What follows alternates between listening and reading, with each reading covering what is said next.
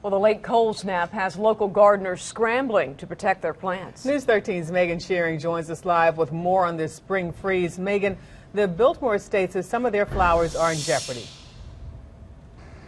In Fairview, tree trimming crews were working fast and furious this morning to beat the wind. They were busy removing any and all tree limbs threatening power lines in the area. I was expecting it to be a little bit warmer. But for guests walking around the Biltmore Estate, there was no escaping the cold. Yeah, I just hope it's still like this tomorrow after the freeze. This time of year, folks like Tammy Rudd come to see the flowers. So with the freeze warning in effect, the grounds crew isn't taking any chances. In fact, tonight's low, about 26 or so, does bring a little bit of concern for plants, especially that we've just brought out, or plants that we planted earlier this spring that are just getting started.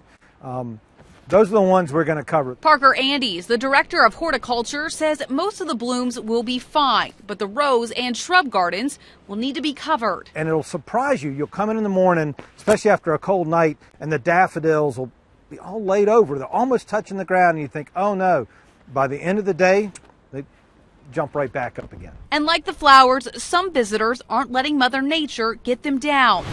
David Huff from Cincinnati got caught in the rain and snow today, but says it's no big deal. We came prepared for all sorts of weather. You know, we've obviously got good wet weather gear on. We're staying dry, but you know, the cold is very difficult. I've got several more layers I've got to put on, and hopefully that'll be enough by the time we hit the real cold stuff.